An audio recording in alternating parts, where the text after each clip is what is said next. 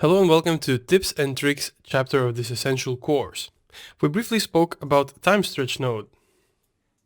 And we discovered that we can alter the speed of playback, let's say of particles, or any other generator in Notch. But notice that time stretch actually has two modes, speed and absolute time. So where does absolute time come handy? Well, if you have a FBX model, let's say of a human running, and you want to slow it down or control the pace of running, you could easily pipe this imported 3D scene via time stretch. So now we have control over speed, but at the same time, instead of speed, you might as well control the absolute time. So all of a sudden, I have a handle that allows me to choose which frame should be rendered or how should it be played back. So I can use modifiers here. Let's say envelope.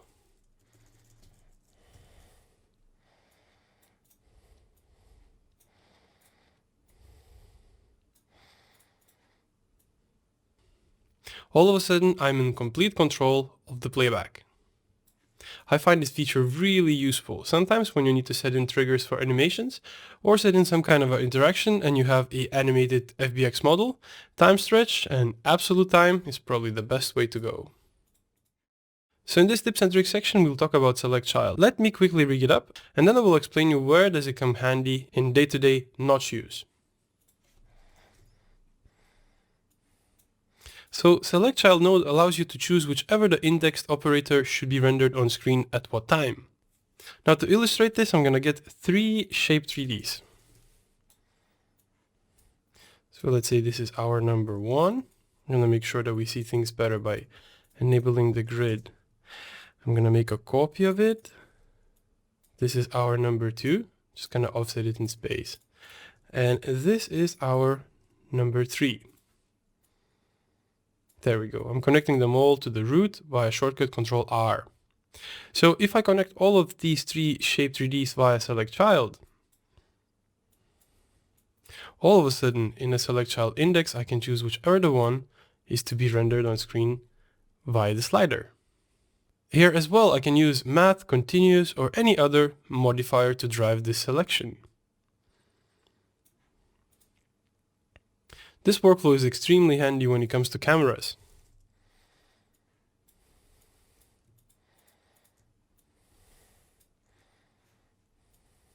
Let's bring this running FBX model so we have some kind of an object to focus on. In this case, I think I want this to be in animation.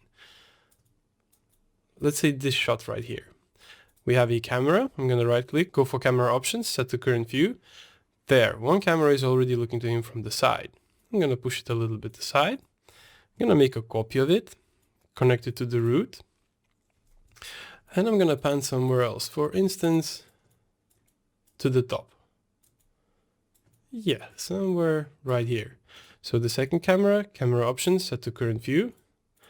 Great, I'm going to make a copy and I'm going to make a third camera.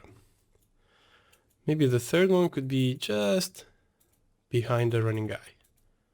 Right there. So now I have three cameras. I'm going to disconnect them all from the root and I'm going to connect them all via select child node. And if I hit 0 now to make sure that I'm actually looking through rendering cameras, all of a sudden, as I slide the slider, I'm swapping the camera 1, 2, and 3. Now notice that select child node index is calculating from 0, so your first camera is always 0.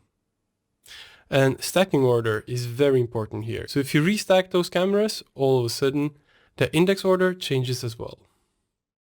So this workflow befits everything related to 3D, but what if you want to swap something like video sources?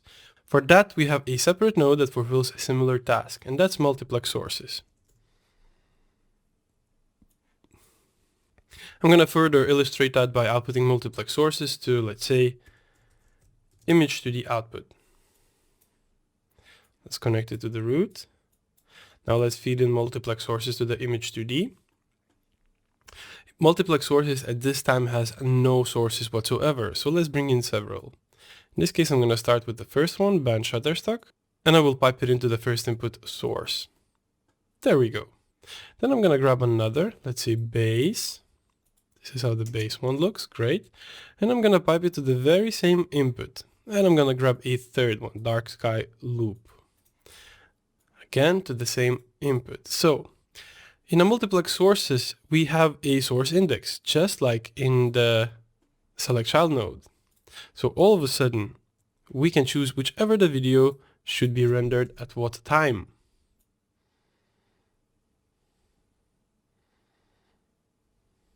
I'm going to disable the grid, we don't really need that now. So here too, math continuous envelope modifier or any other modifier could be driving the selection of a specific video that should be rendered out.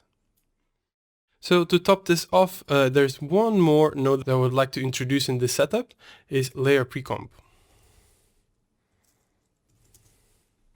So layer precomp allows you to call out any other layer from your layer list.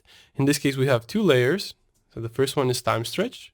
This is the previous setup we've tried out. So we can actually call it out in the select child layer. So I'm going to press on the layer precomp. I'm going to pipe it into the same input, multiplex sources. And via layer precomp, I'm going to choose the very layer that I want to render. So in this case, time stretch. Then in the multiplex sources, let's just make sure that we are in the index that allows us to see the layer precomp. And there we are. Now we are rendering a time stretch layer. Obviously, we can even set the render width and height should we choose so, and optimize memory use on idle. Now I would always recommend to tick that on, as now we are running both of the layers at the same time. Now if we had more layers, they would be all running continuously unless you tick on optimize memory use on idle, and then only the one that is called out via multiplex or via output is the one that is being rendered. Right, I hope these tips and tricks comes handy to you in your daily notch use.